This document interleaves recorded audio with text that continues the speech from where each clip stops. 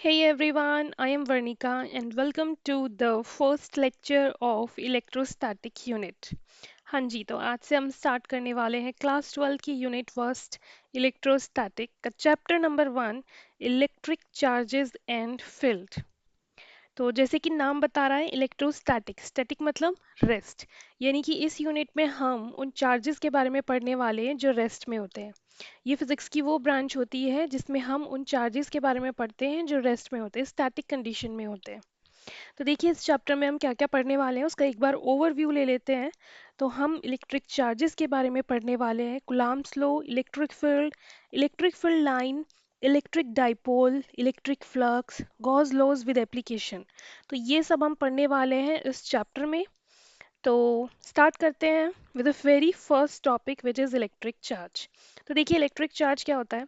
Electric charge किसी भी material का वो प्रॉपर्टी है जिसकी वजह से या तो वो एक्सपीरियंस करती है या प्रोड्यूस करती है इलेक्ट्रिक फील्ड को या फिर मैग्नेटिक फील्ड को, सॉरी इलेक्ट्रिक इफेक्ट को या मैग्नेटिक इफेक्ट को। यानी कि ये किसी भी मटेरियल का वो प्रॉपर्टी है जिससे वो एक्सपीरियंस करता है या फिर प्रोड्यूस करता है इलेक्ट्रिक या फिर मैग्नेटिक फील्ड को। सीधी सिंपल सरल भाषा में बोले तो डेली यूज़ के जो एग्जांपल्स हैं, जैसे कि अगर हम अपने बालों को बलून से रब करें और फिर हम उस बलून को दीवार पे चिपका दें तो बलून दीवार पे चिपक जाता है। तो इसे हम कहते हैं स्टैटिक इलेक्ट्रिसिटी की वजह से ऐसा होता है। तो होता क्या है, हमारे टू टाइप्स के चार्जेस होते हैं। One is positive, other one is negative. जो पॉजिटिव है इसे हम कहते हैं प्रोटॉन और नेगेटिव वाले को हम कहते हैं इलेक्ट्रॉन। और एक प्रॉपर्टी होती है कि जो हमारे लाइक चार्जेस होते हैं, लाइक मतलब एक जैसे, जैसे कि पॉजिटिव पॉजिटिव और नेगेटिव नेगेटिव, तो ये क्या करेंगे, ये एक दूसरे को रिपल करेंगे, एक दूसरे से दूर भागेंगे। ठीक है। और जो हमारे अनलाइक चार्जेस होते हैं, यानी कि एक दूसरे से भिन्न भिन्न अपोजिट चार्जेस, वो क्या करते हैं, अट्रैक्ट करते हैं, पास में आते हैं। तो बिल्कुल सेम ही चीज़ यहाँ पे लगती है स्टैटिक इलेक्ट्रिसिटी में। तो देखिए इलेक्ट्रिक चार्ज अगर मैं कहूँ तो हमारी कोई भी जो बॉडी होती है वो नॉर्मल कंडीशन में इलेक्ट्रिकली न्यूट्रल होती है। यानी कि जैसे हम बोलते हैं ना, तो सुबह उठते हैं तो सुबह उठ के क्या करना चाहिए, अपने हाथों को रब करके अपनी आईज पे लगाना चाहिए, अपने फेस पे लगाना चाहिए। इसका मतलब क्या है, क्योंकि जो हमारी बॉडी है उसमें भी चार्जेस प्रेजेंट है, राइट। बट वो चार्जेस इक्वल अमाउंट में है, मतलब equal amount of proton and equal amount of electron. Positive और नेगेटिव क्या है, इक्वल अमाउंट में है। अब देखिए कोई भी बॉडी न्यूट्रल होती है, अच्छा, वो इक्वल अमाउंट में है, तो जैसे ही हम उसको रब करते हैं तो जो इलेक्ट्रॉन है वो ट्रांसफ़र होते हैं। और ट्रांसफ़र होते तो हमारे हाथ क्या हो जाएंगे, चार्ज हो जाएंगे। और उन्हीं चार्ज हैंड्स को जब हम अपने फेस से टच करेंगे तो हमारी आंखें खुलेंगी, हमारा फेस भी थोड़ा चार्ज हो जाएगा, आंखें भी थोड़ी चार्ज हो जाएंगी, उठेंगी, आंख खुलेगी हमारी, राइट। तो कुछ ऐसा ही कंसेप्ट होता है। अब ज़रा वापस आते हैं यहाँ पे। यहाँ पे हो क्या रहा है, देखिए हमारे पास कोई भी एक बॉडी है और नॉर्मल कंडीशन में ये क्या होती है, न्यूट्रल होती है। ठीक है, इलेक्ट्रिकली न्यूट्रल होती है। इसका मतलब ये है कि इसके अंदर कुछ पॉजिटिव होंगे और कुछ नेगेटिव चार्जेस होंगे, और इक्वल अमाउंट में पॉजिटिव और नेगेटिव चार्जेस होंगे। ठीक है। पर होता क्या है कि अगर इस बॉडी के पास हम किसी दूसरी बॉडी को लेके आ रहे हैं या समहाउ ये बॉडी उससे टच हो रही है या हम उसे रब करा रहे हैं, और सपोज इस वाली बॉडी के पास भी कुछ इक्वल अमाउंट ऑफ पॉजिटिव और इक्वल अमाउंट ऑफ नेगेटिव है, ठीक है। पर जैसे ही ये टच हो रही है तो इसने अपने कुछ इलेक्ट्रॉन इधर ट्रांसफर कर दिए। अच्छा, ट्रांसफर सिर्फ नेगेटिव्स का होता है, पॉजिटिव का ट्रांसफर नहीं होता। तो जैसे ही इसने इधर कुछ ट्रांसफर किया, सपोज 2 इलेक्ट्रॉन इसने इधर ट्रांसफर कर दिए, तो अब इसके पास क्या हो गए, 2 इलेक्ट्रॉन यहाँ से खत्म हो गए, ये 2 इलेक्ट्रॉन खत्म हो गए और 2 इलेक्ट्रॉन यहाँ पे बढ़ गए। तो अब ये वाली जो बॉडी है ये क्या हो गई, इलेक्ट्रिकली नेगेटिव हो गई। ठीक है, अभी तक ये दोनों क्या थी, न्यूट्रल थी। लेकिन अब ये वाली बॉडी कैसी होगी, नेगेटिवली चार्ज हो गई। और ये वाली बॉडी कैसी हो गई, पॉजिटिवली चार्ज हो गई, क्योंकि इसके पास अब पॉजिटिव ज़्यादा है और नेगेटिव सिर्फ कम है, दो ही है। ठीक है, तो यानी कि ये वाली बॉडी पॉजिटिवली चार्ज हो गई और ये वाली बॉडी नेगेटिवली चार्ज हो गई। ठीक है, ट्रांसफर सिर्फ इलेक्ट्रॉन्स का होता है। तो कुछ इस तरीके से बॉडी जो होती है वो चार्ज एक्सचेंज करती है। मतलब कि नॉर्मल कंडीशन में जो बॉडी होती है वो इलेक्ट्रिकली न्यूट्रल होती है, लेकिन बॉडी चार्ज ट्रांसफ़र करती है ऑन रबिंग, रब करने से या फिर आगे हम देखेंगे कैसे। ठीक है, तो रब करने से क्या हुआ, यहाँ पे चार्ज ट्रांसफर हुए और ये वाली बॉडी नेगेटिवली चार्ज हो गई, ये वाली बॉडी पॉजिटिवली चार्ज हो गई। ठीक है, ये बात समझ में आई। अब जरा बलून पे आ जाते हैं। बलून पे क्या हुआ, देखिए जैसे हमने बलून को रब किया, राइट, अपने हेयर्स पे रब किया, ऑयली हेयर्स पे हमने रब किया, और रब करने के बाद क्या होता है, वो दीवार से चिपक जाता है। यानी कि दीवार में जो हमारी वॉल होगी और जो बलून होगा, उन दोनों के बीच कैसे चार्जेस होंगे, अनलाइक चार्जेस होंगे। तभी तो वो दोनों एक दूसरे को अट्रैक्ट कर रहे हैं, तभी तो वो दीवार से चिपक गया, राइट। अब ऐसा होता है कि सपोज आप बहुत देर से किसी प्लास्टिक की चेयर पे बैठे हैं और आप उठ के एकदम गए और आपने डोर को खोला, तो डोर का जो हैंडल है वो कैसा है, मेटल का है। तो आपको एकदम से एक स्पार्क फील होता है, करंट फील होता है, राइट। तो किसकी वजह से होता है, स्टैटिक इलेक्ट्रिसिटी की वजह से होता है। ऐसे एग्जांपल हम डे टू डे लाइफ में करते हैं, और बच्चे छोटे छोटे खेल खेल में चार्जेस को पढ़ते हैं कैसे। हम अपना स्केल लेके जाते हैं स्कूल में, और फिर क्या करते हैं, चलो मैजिक दिखाता हूँ, राइट। क्या करते हैं, वो अपने ऑयलिंग वाले हेयर्स पे स्केल को रब करते हैं। स्केल प्लास्टिक का है, ठीक है, और वो हेयर्स पे रब करते हैं स्केल को, और फिर छोटे छोटे पीसीज ऑफ पेपर को वो उनके पास लेके जाते हैं स्केल के पास, और वो पेपर के जो पीसीज है वो उससे अट्रैक्ट होता है। तो it is due to charge, static charge जो प्रेजेंट होता है, वो क्या हो गया, चार्ज हो गया, और उसी की वजह से ऐसा होता है। ठीक है, तो ये सब एग्जाम्पल्स हैं। अभी ये देखिए, ये जो पिक्चर दिखा रखी है, इसमें क्या हो रहा है कि एक लेडी है जो बलून से पहले अपने बालों को रब कर रही है, और जैसे उसने बलून को दूर किया तो उसके बाल क्या हो गए, इस तरीके से बलून पे चिपक गए, खड़े हो गए। तो ये किसकी वजह से हुआ, ये भी स्टैटिक चार्ज की वजह से हुआ, क्योंकि शायद यहाँ पे अब नेगेटिव नेगेटिव नेगेटिव चार्ज दिखा रखा है, और इधर क्या होंगे, पॉजिटिव, और ये पॉजिटिव नेगेटिव एक दूसरे से क्या कर रहे होंगे, अट्रैक्ट कर रहे होंगे, राइट, ऐसा ही कुछ होगा। तो चलिए धीरे धीरे इसको समझते हैं। अभी तो होगा पे ही बात हो रही है हमारी, जब हम समझेंगे तब ऐसा होता है, ये वर्ड यूज करेंगे, राइट। तो अभी तो होगा होगा समझिए। तो हमारे पास दो चार्जेस हैं, एक पॉजिटिव चार्ज है, एक नेगेटिव चार्ज है। पॉजिटिव को प्रोटॉन कहते हैं, नेगेटिव को इलेक्ट्रॉन कहते हैं। पॉजिटिव चार्ज रिपेल करते हैं, सॉरी, लाइक चार्जेस, जो एक जैसे चार्जेस होते हैं वो रिपेल करते हैं एक दूसरे को, एक दूसरे से दूर भागते हैं। अनलाइक चार्जेस अट्रैक्ट करते हैं एक दूसरे को। नॉर्मल कंडीशन में जो बॉडी होती है वो न्यूट्रल होती है, और चार्ज ट्रांसफर होने के बाद में जो बॉडी है वो पॉजिटिवली या नेगेटिवली चार्ज हो सकती है, डिपेंडिंग ऑन द कंडीशन। ये कुछ इस तरीके से होता है, जैसे ह्यूमन ब्रेन में पॉजिटिव थॉट्स भी होते हैं और नेगेटिव थॉट्स भी होते हैं, राइट। जैसे अभी अभी आप नए 12th में आए होंगे, तो एक पॉजिटिव थॉट होगा ना मन में कि 11th में तो जो हुआ सो हुआ, पर इस बार तो मैं बहुत अच्छे से पढ़ूंगा या पढ़ूंगी, और इस बार तो मुझे करना है, राइट। पर एक और चीज़ होगी, मन में पॉजिटिव थॉट्स भी होते हैं और नेगेटिव थॉट्स भी होते हैं, इक्वली नेगेटिव थॉट्स भी होते हैं। हाँ, 11th क्लास में भी ऐसे ही सोचा था, पर कुछ किया नहीं किया, है ना। ऐसे नेगेटिव थॉट्स भी होते हैं। पर फिर क्या होता है, फिर हम इन दोनों थॉट्स को न्यूट्रल करके चल रहे होते हैं और पढ़ रहे होते हैं। पर अगर कोई और अपने नेगेटिव थॉट्स हमारे अंदर डाल दे कि कुछ नहीं होने वाला, मैंने भी ऐसे ही सोचा था, ठीक है, तो ये नेगेटिव थॉट हो गया ना, और वो हमारे अंदर आ गया, तो अब नेगेटिवली चार्ज हो गए। तो इसी तरीके से कुछ ये पॉजिटिव चार्ज और नेगेटिव चार्ज है। तो हमारे अंदर पॉजिटिव भी है, नेगेटिव भी है, और इलेक्ट्रिकली न्यूट्रल है। तो हम पे डिपेंड करता है कि हम नेगेटिव ले रहे हैं कि नेगेटिव दे रहे हैं। जो नेगेटिव दे रहा है वो खुद पॉजिटिव हो गया, और जो नेगेटिव ले रहा है वो क्या हो गया, नेगेटिव हो गया। ठीक है, तो इसे कुछ इस तरीके से समझेंगे। अब चलते हैं नेक्स्ट, आगे हम देखते हैं।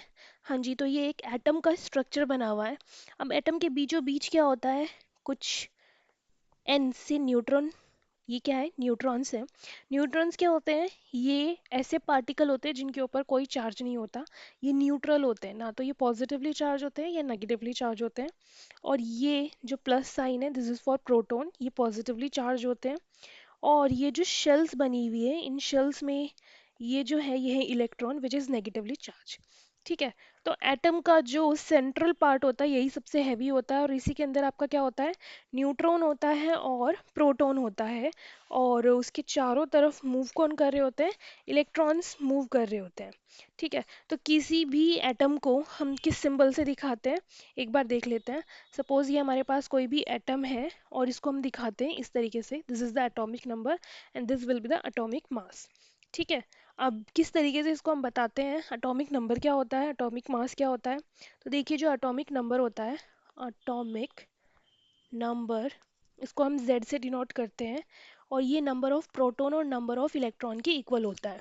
जितने भी किसी इलेक्ट्रॉन में नंबर ऑफ प्रोटॉन है और नंबर ऑफ इलेक्ट्रॉन है, एटॉमिक नंबर के इक्वल होते हैं।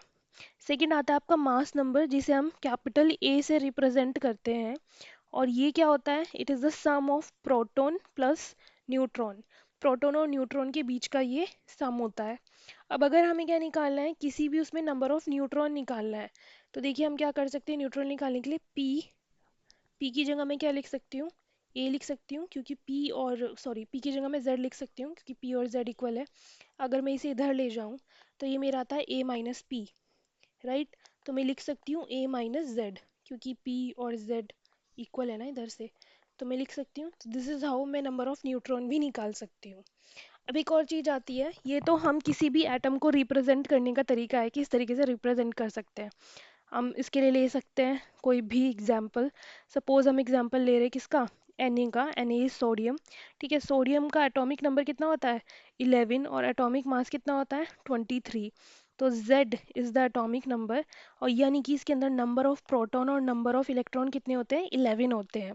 ठीक है, अगर हम बात कर रहे हैं मास नंबर की, यानी कि कैपिटल ए की, तो कैपिटल ए कितना है इसके अंदर, 23। ठीक है, और कैपिटल ए का मतलब क्या होता है, ये किसकी वैल्यू है, ये P प्लस एन, यानी कि प्रोटॉन प्लस न्यूट्रॉन की वैल्यू है। प्रोटॉन तो हमें पता है कितना है, 11। ठीक है, दिस इज 23, दिस इज 11।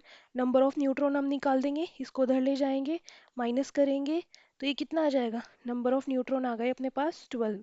तो दिस इज हाउ हम किसी भी एटम से हमें किसी भी एटम का सिंबल पता है तो हम उसमें number of electron, number of proton, atomic mass, mass number, ये सब हम निकाल सकते हैं। ठीक है, अब ये जो हमारे पास इलेक्ट्रॉन होता है, इसमें कुछ चार्ज होता है, और उस चार्ज की क्या वैल्यू होती है देख लेते हैं। ई से मैं रिप्रेजेंट कर रही हूँ उसको। तो अगर मेरे पास प्रोटॉन है, तो प्रोटॉन को मैं प्लस ई बोल दे रही हूँ, और प्लस ई की जो वैल्यू होती है, प्लस ई की जो वैल्यू होती है वो होती है 1.6 into 10 to the power minus -19 coulomb again.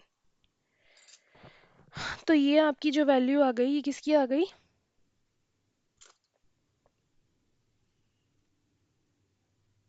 ये प्रोटॉन की वैल्यू आ गई।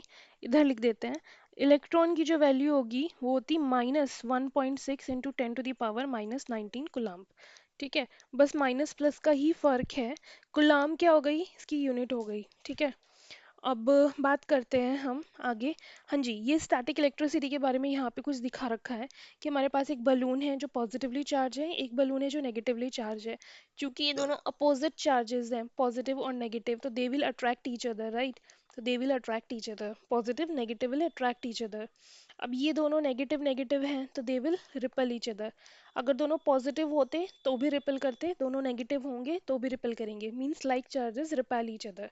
ठीक है, इसके बाद में एक टर्म आता है इलेक्ट्रोस्टैटिक इंडक्शन। देखिए इलेक्ट्रोस्टैटिक इंडक्शन क्या होता है, it is the phenomena of temporary electrification of a conductor.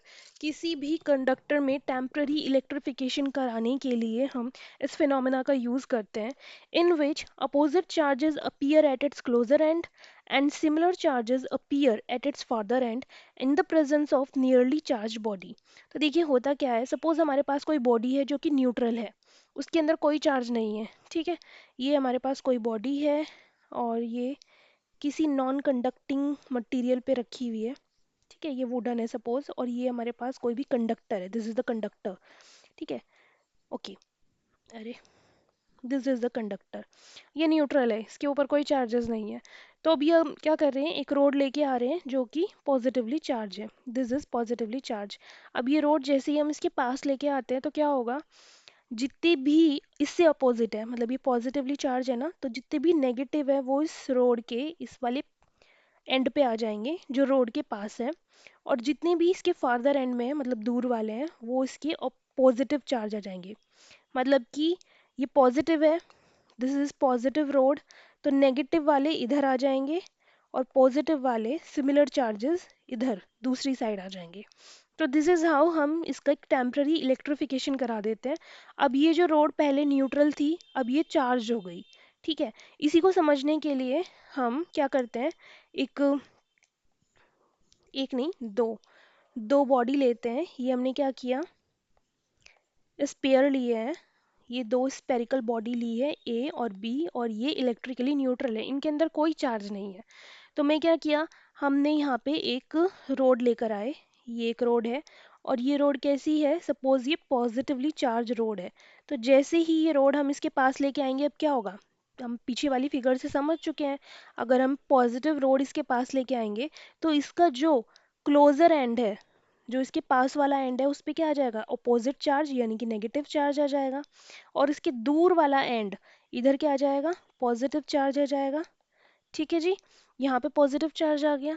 अब हम क्या करेंगे, इन दोनों रोड्स को, मतलब ये जो दोनों बॉडी हैं ए और बी स्पेयर, इन दोनों को अलग अलग कर देंगे। अभी तक ये दोनों एक दूसरे से चिपकी हुई थी, अब हमने क्या किया, इन दोनों को अलग कर दिया। ए को इधर कर दिया, और इनके बीच में अब थोड़ा डिस्टेंस क्रिएट कर दिया। बी इधर हो गई, ये हो गया ए, ये हो गई बी। अब इन दोनों को हमने अलग कर दिया, और ये पॉजिटिव रोड भी हमने हटा दी। तो इसको हटाने से क्या हुआ, ये जो नेगेटिव चार्ज था ए वाले स्पेयर में, ये पूरी बॉडी में से स्प्रेड हो गया, और बी में क्या हो गया, पॉजिटिव चार्ज स्प्रेड हो गया। तो दिस इज हाउ हमारे पास बिल्कुल इलेक्ट्रिकल न्यूट्रल रोड था, स्पेयर था ए और बी, और हमने उसको क्या किया, टेम्पररी इलेक्ट्रिफिकेशन दिया इलेक्ट्रोमैग्नेटिक इंडक्शन के थ्रू। और अब ये दोनों ही क्या हो गए, चार्ज हो गए। ए वाला आपका नेगेटिवली चार्ज हो गया, और बी वाला आपका पॉजिटिवली चार्ज हो गया। तो इस फिनोमिना को हम कहते हैं इलेक्ट्रोमैग्नेटिक इंडक्शन। इसमें हमने क्या कराया है, टेम्पररी इलेक्ट्रिफिकेशन कराया है कंडक्टर का। ठीक है, आई होप इसमें कोई दिक्कत नहीं होगी। नेक्स्ट हम देखते हैं, this is gold leaf electroscope. अच्छा, कैसे पता चलेगा कि किसी बॉडी में चार्ज है या नहीं, ये पता लगाने के लिए हमारे पास ये गोल्ड लीफ इलेक्ट्रोस्कोप होता है, इसको हम यूज़ करते हैं। ठीक है, यहाँ पे इसका नाम नहीं लिखा हुआ है, लिख देती हूँ, इसका नाम है गोल्ड लीफ इलेक्ट्रोस्कोप। ठीक है, अब देखिए इसके अंदर क्या हो रहा है, इसके अंदर ये एक ब्रास का डिस्क है, और ये भी जो है रोड, ये ब्रास की रोड है। ठीक है, और ये जो फॉइल है, this is insulated foil, insulated sorry, this is gold foil. ये क्या है, ये गोल्ड का फॉइल है। अच्छा, हमने यहाँ पे गोल्ड ही क्यों यूज़ किया, क्योंकि हम गोल्ड की एक प्रॉपर्टी होती है, उसको हम बिल्कुल पीट पीट के, उसको बीट कर करके ना बिल्कुल थिन शीट में कन्वर्ट कर सकते हैं।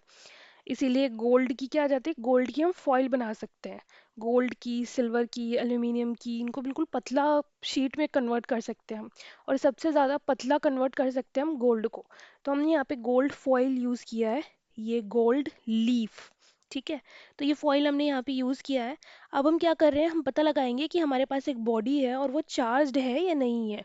तो सपोज़ हमारे पास ये एक रोड है, ये हम इसके पास लेके आए, और ये रोड कैसी है, ये पॉजिटिवली चार्ज्ड है रोड। ठीक है, जैसे ही हम ये इसके पास लेके आएंगे, तो इलेक्ट्रोमैग्नेटिक इंडक्शन मेथड यहाँ पे यूज़ होएगा। जैसे ही हम ये इसके पास लेके आएंगे, चूंकि ये एक ब्रास ब्रास क्या एक मेटल है, और जनरली जितने भी मेटल्स होते हैं, इनके पास क्या होते हैं, फ्री इलेक्ट्रॉन्स होते हैं। तो ये क्या करेगा, जितने भी नेगेटिव हैं वो किधर आ जाएंगे, ब्रास डिस्क के पास आ जाएंगे, क्योंकि पॉजिटिव है तो नेगेटिव अट्रैक्ट करेंगे उस पे।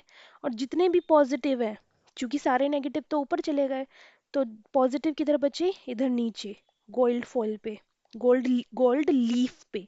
ठीक है, तो यहाँ पॉजिटिव पॉजिटिव बचे। अभी मेरे पास दो लीफ है, राइट, दो दिख रही है ना ये लीफ, तो दोनों पॉजिटिव है, ये वाली भी पॉजिटिव है और ये वाली भी पॉजिटिव है। तो ये दोनों क्या करेंगी, आपस में हम रिपेल करेंगी, एक दूसरे से दूर जाएंगी। अब जैसे ही एक दूसरे से दूर जाएंगी, तो हमें पता चल जाएगा कि जो बॉडी इसके पास आई थी, वो कैसी थी, चार्ज्ड बॉडी थी। ठीक है, ये तो पता नहीं चलेगा कि पॉजिटिवली चार्ज थी कि नेगेटिवली चार्ज थी, पर हाँ ये पता चलेगा कि चार्ज बॉडी इसके पास आई थी। अगर इसी की जगह यहाँ पे क्या होता, नेगेटिवली चार्ज बॉडी आती।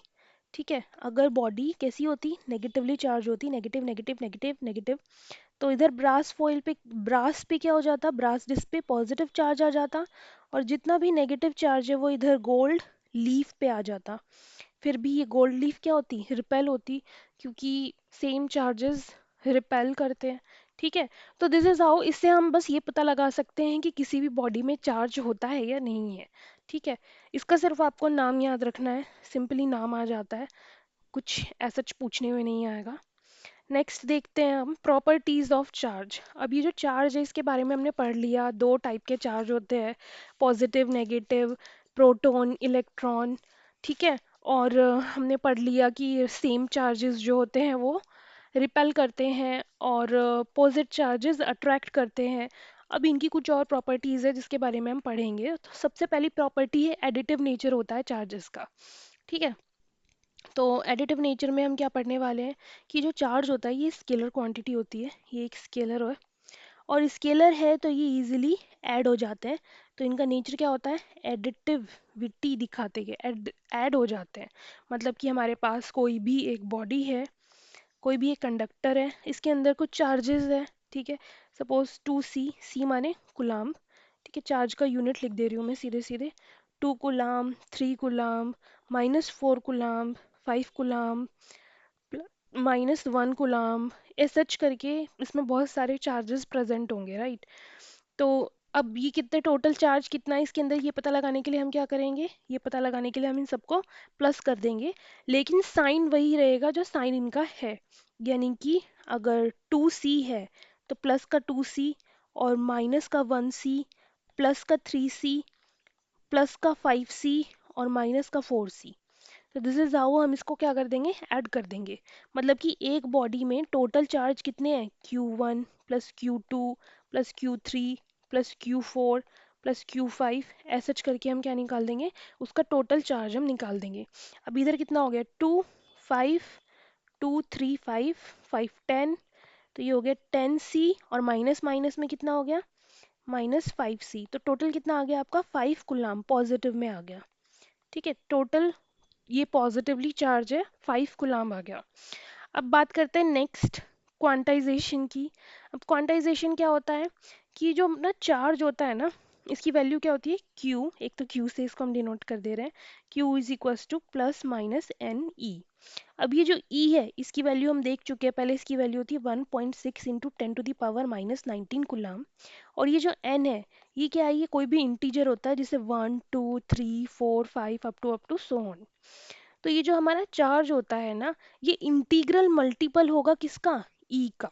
यानी कि हमने इसकी वैल्यू जो है वो क्वांटाइज कर दी कि जी इतना तो होना चाहिए, इसी का मल्टीपल होएगा जो भी होगा। मतलब कि जैसे कि आजकल के टाइम में पैसा नहीं चलता, पहले क्या था, 25 पैसा चलता था, 50 पैसा चलता था। तो अब के टाइम में क्या है, पैसा नहीं चलता, right.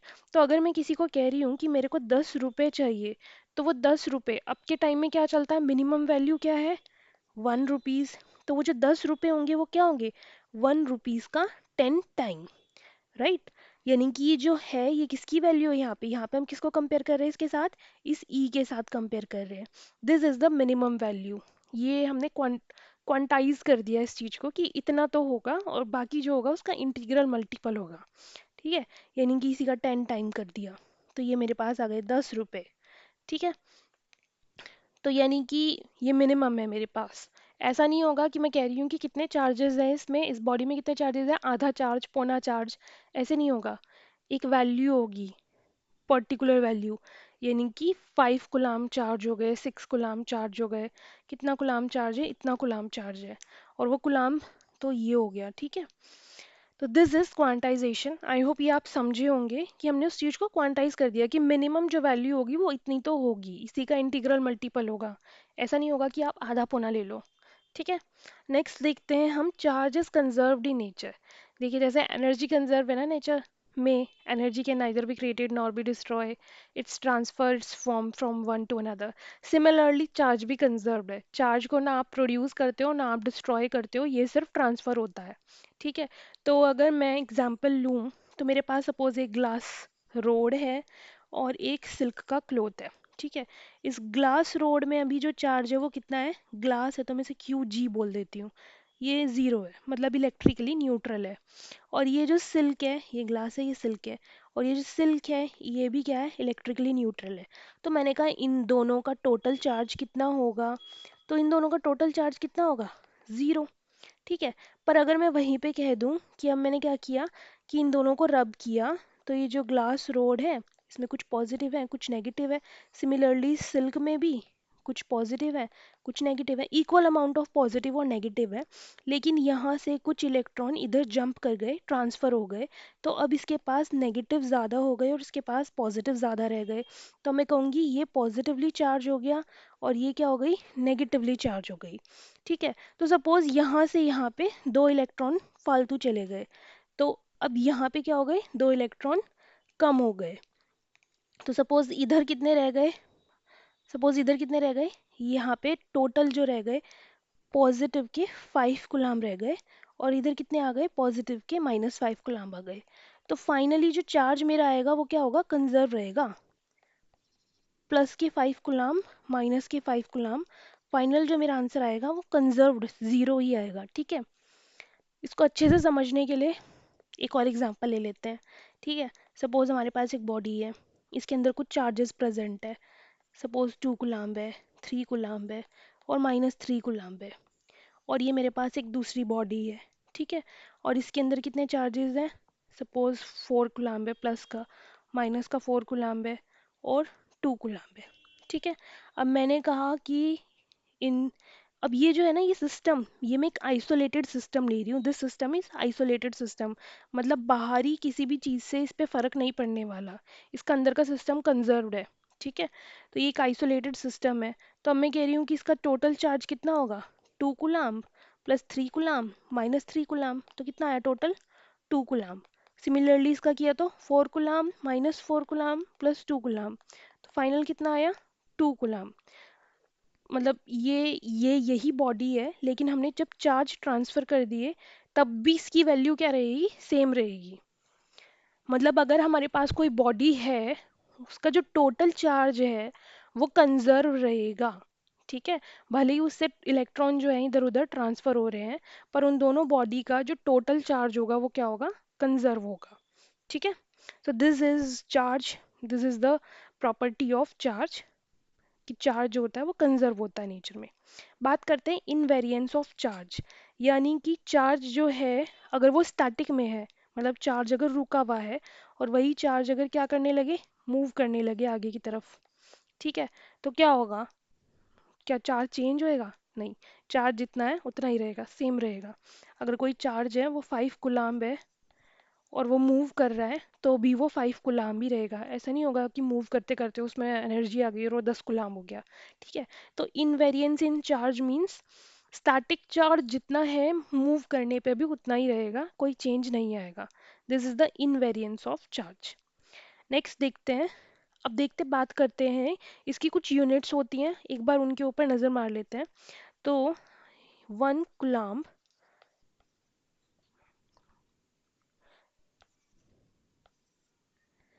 1 coulomb is equals to 3 × 10⁻⁹ ESU। अब ये ESU क्या है, it is the electrostatic unit. तो 1 कूलाम 3 × 10⁻⁹ ESU के इक्वल होता है, और 1 EMU यानी कि इलेक्ट्रोमैग्नेटिक यूनिट, इसकी वैल्यू होती है 3 × 10⁻⁻ ESU, इलेक्ट्रोस्टैटिक यूनिट। ठीक है, अब यहाँ पे इस चीज को मैं क्या लिख सकती हूँ, इस चीज को मैं ऐसे भी तो लिख सकती हूँ, 3 × 10⁻⁹ ESU इंटू 10, यही तो बात हुई। 10 की पावर 10 को मैंने 10 की पावर 9 इंटू 10 करके अलग अलग करके लिख दिया। ठीक है, तो ये मेरी किसकी वैल्यू थी अभी, 3 × 10⁻⁹ ESU किसकी वैल्यू है, 1 कूलाम की। तो मैं यहाँ इसको लिख सकती हूँ कि ये तो जो मेरी वैल्यू आ गई, ये आ गई 1 कूलाम इंटू 10, और ये किसकी वैल्यू है मेरी, 1 EMU की। तो यहाँ से अगर मुझे किसकी वैल्यू निकालनी होगी, 1 कूलाम की वैल्यू निकालनी होगी, तो कितनी आ जाएगी, 1 कूलाम को मैं एज इट इज़ इधर रखूँ और 10 को मैं उधर ले जाऊँ, तो ये आ जाएगी मेरी 1 EMU/10, यानी कि 1/10 EMU। ठीक है, तो ये सिंपल सा यूनिट का थोड़ी वैल्यूज़ थी जो आप एक बार देख सकते हैं, याद रख सकते हैं कि ये वैल्यूज़ क्या होती हैं। अब एक छोटी सी चीज़, जैसे कि हमने यहाँ पे स्टैटिक चार्ज के बारे में बात की, तो अगर कोई चार्ज है हमारे पास और वो स्टैटिक कंडीशन में है, मतलब कि वो चार्ज क्या है, रुका हुआ है, स्टैटिक कंडीशन में है, स्टैटिक कंडीशन में है मतलब कि वो चार्ज रेस्ट में है, उसकी वेलोसिटी ज़ीरो है। तो वो जो चार्ज है सिर्फ और सिर्फ इलेक्ट्रिक फील्ड को प्रोड्यूस करेगा, it will only produce electric field. अगर वही आपका चार्ज मूव कर रहा है, ठीक है, विद कांस्टेंट वेलोसिटी, उसकी वेलोसिटी क्या है, कांस्टेंट है, तो इस केस में वो इलेक्ट्रिक फील्ड भी प्रोड्यूस करेगा और मैग्नेटिक फील्ड भी प्रोड्यूस करेगा। अब अगर वही चार्ज आपका मूव कर रहा है लेकिन वेलोसिटी वेरिएबल है, कांस्टेंट नहीं है, तो वो इलेक्ट्रिक फील्ड तो प्रोड्यूस करेगा, मैग्नेटिक फील्ड भी प्रोड्यूस करेगा, और साथ साथ में क्या प्रोड्यूस करेगा, ईएम वेव्स, जिसे हम क्या कहते हैं, इलेक्ट्रोमैग्नेटिक वेव्स। ठीक है, तो ये 3 पॉइंट्स हैं जो आपको याद रखने हैं कि अगर चार्ज स्टैटिक कंडीशन में रेस्ट में है तो वो इलेक्ट्रिक फील्ड अपने चारों तरफ प्रोड्यूस करेगा, और अगर वही चार्ज मूव कर रहा है विद कांस्टेंट वेलोसिटी तो वो इलेक्ट्रिक फील्ड के साथ साथ मैग्नेटिक फील्ड भी प्रोड्यूस करेगा, और अगर वही चार्ज मूव कर रहा है विद वेरिएबल वेलोसिटी तो वो चार्ज इलेक्ट्रिक फील्ड भी प्रोड्यूस करेगा, मैग्नेटिक फील्ड भी प्रोड्यूस करेगा, और इलेक्ट्रोमैग्नेटिक वेव्स भी प्रोड्यूस करेगा। So that's it for today, आज इतना ही देखते हैं, फिर देखते हैं नेक्स्ट लेक्चर में आगे का जो भी पार्ट है। And thanks for